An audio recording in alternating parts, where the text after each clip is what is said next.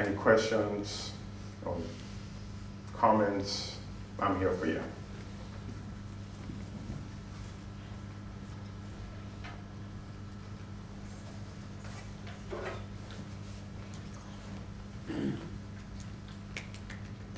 Uncomfortable silences. Yeah.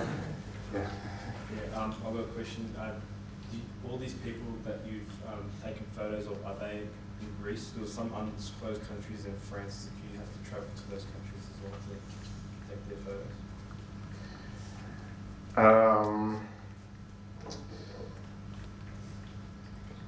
Yes. Maybe I should just leave it at that there. Because one of the reasons why I couldn't mention some of those other countries was at their particular request because of their situations. I mean, over here, we've seen an excerpt, I guess, some of the main points of their stories as they passed it on to me. But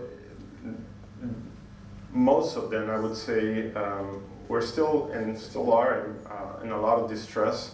There's a lot of fear of, like this gentleman said towards the end, of being kidnapped. That's not just an unfounded fear. It has happened, actually. There are a few people that I have met, for example, in Kosovo, principals from schools who were snatched illegally. That happened a couple of years ago, for example. More recently, last year, I met some teachers from Afghanistan that they had to leave the country. I met them in Kenya, actually, where because the schools that they were teaching were closed down under pressure by the Turkish government, pressure being exerted on the Afghan government, but also kidnappings happening there. So the fear is very real, and some of them, aside from that particular fear of being taken, being kidnapped, they also have, most of them, they all have relatives and families back home. So their names, sometimes their faces, is still concern. There was one picture there of a couple with their children on their laps, for example. They were working in China, but they didn't want their faces to be shown because of their relatives back home being in hiding and in danger still. So that's the reason for those undisclosed country. Yeah. You call it an Hizmet movement as opposed to a religion or a belief or a community. So what is the Hizmet movement? What's the threat that it poses? That's a good question. And I guess by now, from everything that I have learned about the Hizmet movement, I might be, or I might sound already maybe a little biased in favor of it. I've been trying to be very objective and balanced in my process of getting to know the movement.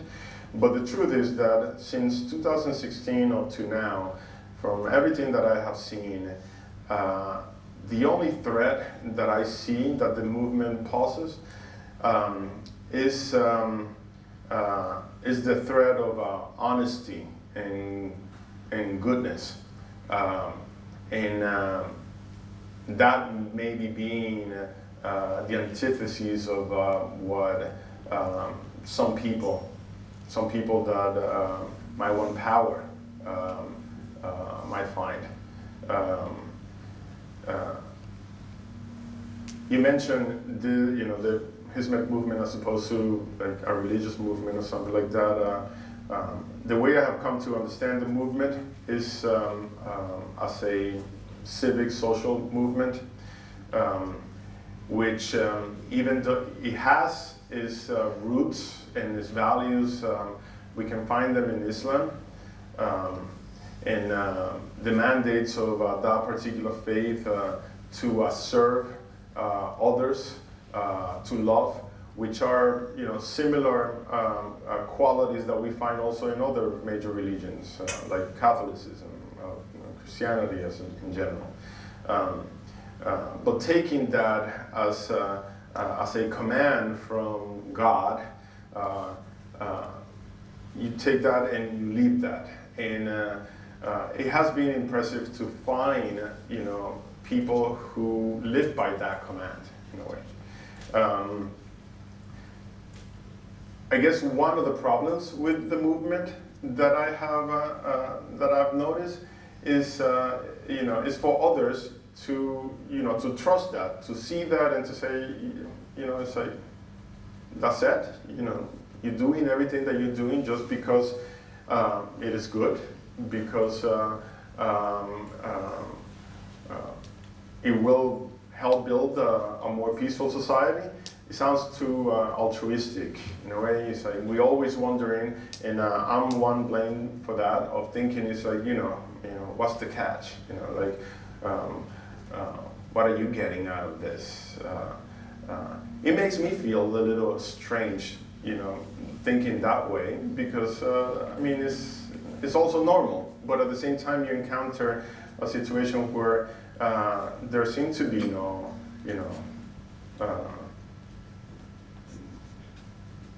nobody's like waiting for anything in return. It is the deed, the reward itself, or the consequence of those things.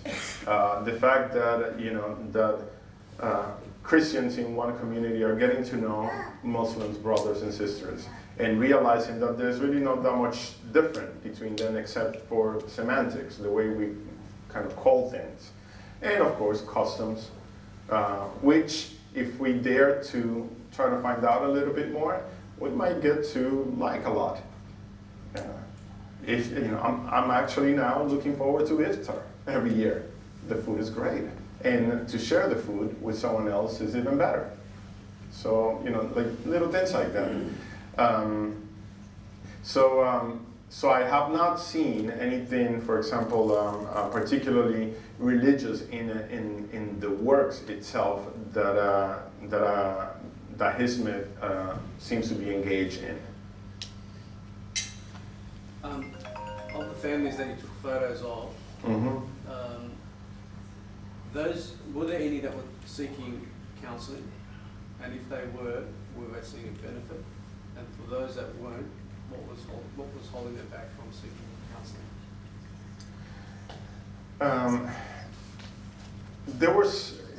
There were many. I would say probably most could benefit from counseling.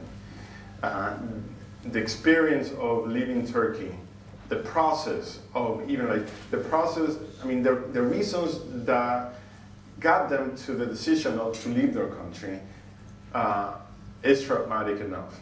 The process of getting ready to leave their country was extremely traumatic and very different.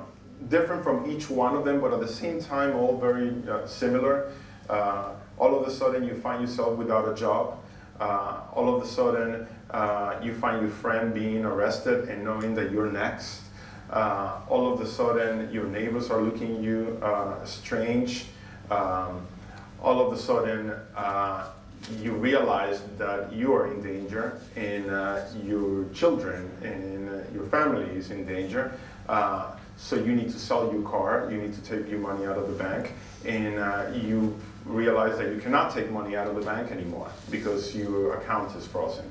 And nobody will buy your car or buy your house, right? Because they will be afraid of being involved or being seen as they're helping or something. So you have to find someone that can do that for you, and someone that can hide you, and you need to get to the border. And you have to pay an average of $6,000 to $10,000 US, for example, for a smuggler to get you across. And the whole trip is extremely traumatic. try to imagine. I mean, I sat there listening to this story, and I was just always imagining myself with my wife and my child being in that situation, running through the woods, for example, in the middle of the winter, as many did, cold, dodging, guards close to a border, depending on some sketchy guy that only cares about taking the last, penny that I got on my pocket. And that probably could have cared less if he just let me stranded somewhere there. And having to cross then a river with a baby on your hands, a river that is, is deep and is at that time of the year is really cold. There were people that drowned. There were babies that were gone. I mean, I don't think I have a picture of her, but I met a mother who lost her child, infant, there. So the trauma that this situation caused to these families is really great. Many of them, or I would say most of them, were not receiving any kind of psychological counseling at that moment. Maybe now a little bit better, since there are more people from other places involved in helping them, but not at that moment. I think a big reason for that is a different language, a different place, being afraid of being a refugee or being illegal there. I would say that, for example, one of the first pictures there, the lady who gave birth 2 days after arriving, she was 7 months pregnant, and that whole process accelerated the birth of the baby. She got to the hospital, both her husband and the lady, and they didn't speak Greek, and they couldn't communicate with anyone. They were there for several hours trying to find explain that the baby was about to be born, that she was in pain, and all of that. And if it wasn't for this one Greek lady that just happened to go to the hospital, maybe to see someone else, I can't remember exactly, Irene, who also happened to speak Greek, they were able to get to the doctor and everything else. And that lady just became, attached to them, or they became attached to that lady, to the point that they named the newborn that lady's name. And also, just to point out the irony of that particular story is depending, for Turkish people to depend on Greek people is probably not a common idea or common thought or things. I mean, as I was told, their histories have been a history of tensions between both countries, and both they kind of grow up learning that the other is the enemy in a way, and you shouldn't trust them. But over here, there's been a very interesting issue of trust and dependence. The way they find this lady, and this lady becomes almost the godmother for them. At the same time, when they're crossing the border, they are not being received like the typical refugees coming into Europe. On the contrary, and that was very surprising to learn also, that they're being received almost with open arms, right? The moment they say that they are Turkish citizens and that they're escaping Erdogan's government, the soldiers would say something like, "Oh, yeah, we know Erdogan. Not good. Here, come." And they help them, right? And instead of spending 6 months on a refugees camp, they might spend just a few days right now, right? And they let them go to try to integrate there. Now, the process of becoming a refugee, legally and establishing themselves there, that's something else. that takes a lot of time. Yeah. Are you able to talk a little bit about your personal engagement with these people? How that event originated? How that originated? Yeah. Okay. This happened as part of this greater visual documentation that I've been working on about the Hizmet movement in general. I started that about 2016, the beginning of that year, prior to the attempted coup in mid-July in Turkey. And for that particular project, which I'm still working on, I'm just looking to understand what the Hizmet movement is about and create a kind of like visual narrative that helped me as part of my process of learning about the movement, and that, you know, my hope is that those images also can help others understand what that movement is. And it just happened that, I mean, I heard about this different group of refugees arriving mainly to Greece, coming from Turkey, that were not the Syrians, that were not, you know, people from the Middle East escaping conflict, that were not the African migration going north. It was a completely different group that nobody was really talking about. These were Turkish citizens, mostly middle class professionals, constructive citizens in their society, which after the coup they were being labeled terrorists because of their association to Hizmet. So this group of images became a kind of chapter within the greater project about the movement. Your background's not Turkish? Mine? No, not at all. Not at all. My parents are from the Dominican Republic. Yeah, little island in the Caribbean. We share it with Haiti. Probably heard of it. I was born in New York, but I grew up also on that island. It's a friend here said. Yeah, my entire childhood until, you know, was 15 years old or something like that, grew up in the island and went back to the States. But I came in contact with this movement about 10 years ago, 2010, and I didn't know anything about Hizmet at the moment. But as I learned more about it, I became really curious what this movement was and what they did. It just seemed maybe a little too altruistic, too good to be true. It reminded me a little bit, I mean, it resonated a little bit with my own upbringing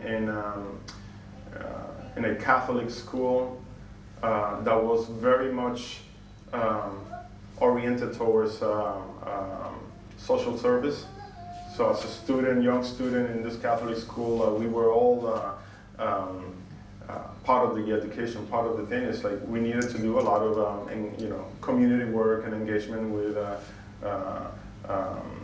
the neighborhoods, learn how to alphabetize, maybe older people that didn't know how to read and write, and things like that. So many of the values that that were part of my own upbringing, I was seeing in some of the activities and works of people that I was meeting from Hizmet.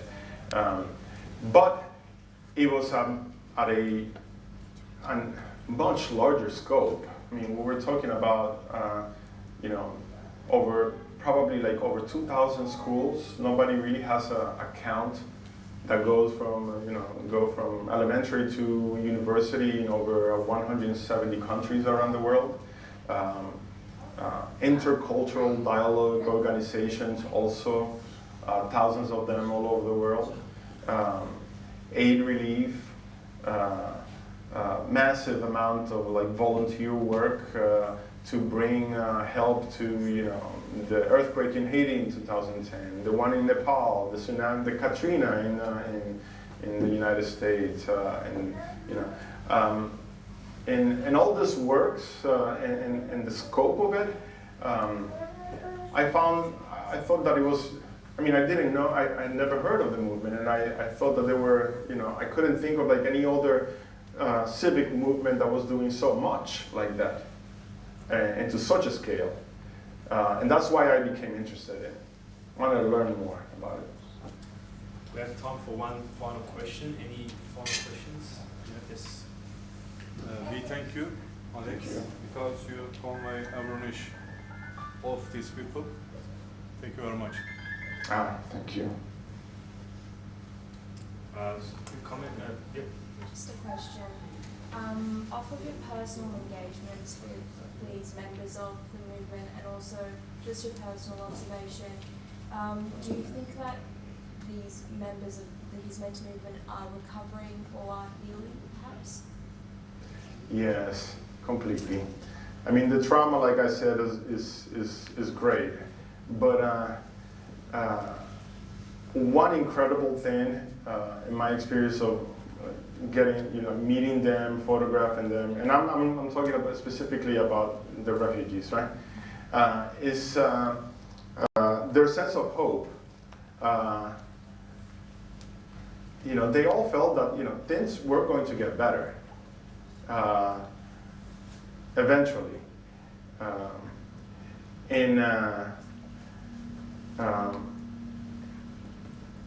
as intense and as sad as some of the stories were, there was always a smile, you know, at the beginning and at the end, right? And a sense that, and a lightness, a sense that things were going to be fine, things were going to be okay. You know, nothing that bad lasts for such a long time. I mean, for too long, anyway. So, my sense, I mean, that was the idea and the feeling that I got from meeting them. And I can say that for, you know, for all of them. There was a lot of hope there. Yeah. Thank you very much. Thank you.